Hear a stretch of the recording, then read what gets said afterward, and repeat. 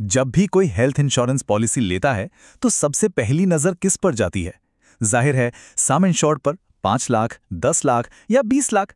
लेकिन पॉलिसी के पन्नों में एक ऐसी छिपी हुई शर्त होती है जो सब कुछ बदल सकती है, और इसका पता अफसोस अक्सर क्लेम के टाइम पर ही चलता है। तो चलिए आज इसी छिपे हुए क्लॉज की परतें खोलते हैं। यही तो सबसे बड़ा सवाल है। हम सब यही मानकर चलते हैं कि भाई सम इंश्योर्ड बड़ा है तो हम पूरी तरह से सेफ हैं। लेकिन क्या यह सच में उतना सीधा है? आज इसी आम धारणा को थोड़ा कुरेदते हैं और देखते हैं कि सच्चाई असल में है क्या। जरा एक सिचुएशन इमेजिन कीजिए। हॉस्पिटल में इलाज हुआ, लंबा चौड़ा बिल हाथ में आया, और जब इंश्योरेंस कंपनी की बारी आई तो पता चला कि वो तो उम्मीद से बहुत ही कम पैसे दे रही है। ये एक ऐसा शौक है जो बहुत से परिवारों को लगता है और उन्हें समझ ही नहीं आता कि आखिर गड़बड़ हुई कहाँ। तो असली विलन सम इंश्योर्ड का कम होना नहीं है। असली वजह है एक छोटा सा छिपा हुआ नियम जिसे कहते हैं रूम रेंट लिमिट या रूम कैपिंग। यही वो एक चीज है जो एक बड़े से बड़े क्लेम को भी छोटा बना देती है। तो चलिए अब पर्दा उठाते हैं इस छिपे हुए नियम से जो इन बड़े बड़े सरप्राइज बिलों की वजह बनता है। इसे समझना बहुत जरूरी है ताकि भविष्य में ऐसी किसी भी मुश्किल से बचा जा सके। सीधी और सरल भाषा में कहें तो रूम रेंट लिमिट का मतलब है कि आपकी इंश्योरेंस कंपनी हॉस्पिटल के कमरे के किराए के लिए एक दिन का कितना पैसा देगी, ये पहले से ही फिक्स्ड है। जैसे मान लीजिए ये लिमिट है 5,000 रुपए।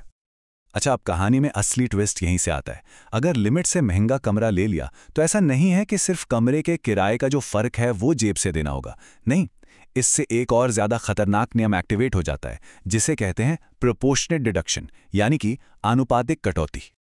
और ये जो कटौती है ना, ये सिर्फ कमरे के किराए पर नहीं होती, इसका असर पूरे बिल पर पड़ता है। डॉक्टर की फीस, नर्सिंग चार्जेस, दवाइयां, टेस्ट, ऑपरेशन थिएटर का खर्चा, सब पर। यही वो छिपा हुआ दाव है जिसके बारे में ज्यादातर लोगों को पता ही नहीं होता, और यही सबसे बड़ा झटका देता है। चलिए अब एक असली उदाहरण से समझते हैं कि इसका असर कितना बड़ा हो सकता है। यह समझना जरूरी है कि आखिर यह पूरा गणित काम कैसे करता है।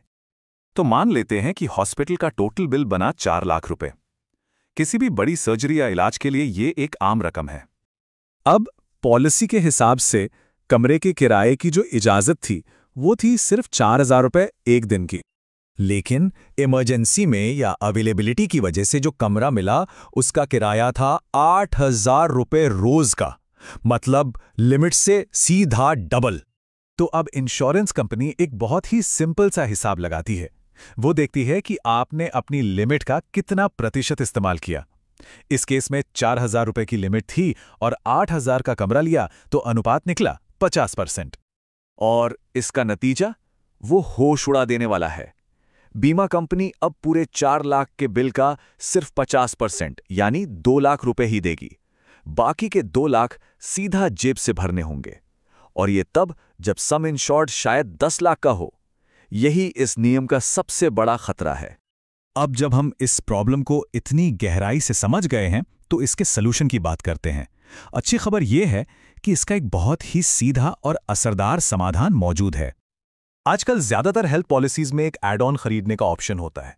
ये एड ऑन रूम रेंट की इस लिमिट को पूरी तरह से खत्म कर देता है, जिससे इस बड़ी कटौती का डर ही नहीं रहता।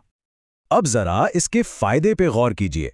इस एड ऑन की सालाना कीमत कुछ 100 रुपए से लेकर 1,000-1,200 रुपए तक हो सकती है, लेकिन इसके बदले में ये एक ही क्लेम में लाखों रुपए बचा सकता है। मतलब लागत और बचत में जमीन आसमान का फर्क है। तो यहां पर दोनों सूरतों में फर्क एकदम साफ है। एक तरफ रूम कैपिंग के साथ फाइनेंशियल टेंशन और जेब से पैसे जाने का डर लगा रहता है, और दूसरी तरफ बिना कैपिंग के दिमागी सुकून मिलता है और पूरा ध्यान सिर्फ रिकवरी पर होता है। तो अब आते हैं सबसे जरूरी बात पर।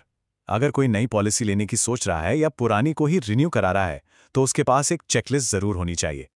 ये 5 सवाल किसी भी हेल्थ पॉलिसी को फाइनल करने से पहले पूछना बहुत ही जरूरी है। क्या पॉलिसी में रूम रेंट लिमिट है? क्या प्रोपोर्शनेट डिडक्शन वाला नियम लागू होता है? क्या कोई एड ऑन लेकर इसे हटाया जा सकता है? क्या ये एड ऑन आईसीयू के खर्चों को भी कवर करता है? और क्या हर तरह के कमरे जैसे सिंगल प्राइवेट रूम कवर्ड हैं? अगर इन सवालों के साफ साफ जवाब ना मिले तो समझ जाइए कि उस पॉलिसी से दूर रहना ही बेहतर है। एक बहुत बड़ी गलतफहमी है जो कई लोगों को होती है। वो सोचते हैं, अरे कोई बात नहीं, हम तो सस्ता कमरा ही ले लेंगे और रूम कैपिंग वाली पॉलिसी खरीद लेते हैं। लेकिन ये एक बहुत बड़ी भूल है। इमरजेंसी के वक्त हमारे पास चॉइस नहीं होती। जो कमरा उस वक्त हॉस्पिटल में खाली होता है वही लेना पड़ता है। अंत में बात बस इतनी सी है, रूम रेंट लिमिट ही वो फैक्टर है जो तय करता है कि क्लेम का पैसा पूरा मिलेगा या फिर उसमें एक बड़ी कटौती की जाएगी। तो अब सवाल ये उठता है, अपनी पॉलिसी को एक बार फिर से चेक कीजिए। क्या उसमें ये छिपा हुआ क्लॉज मौजूद है? क्या परिवार की फाइनेंशियल सिक्योरिटी उतनी मजबूत है जितना हम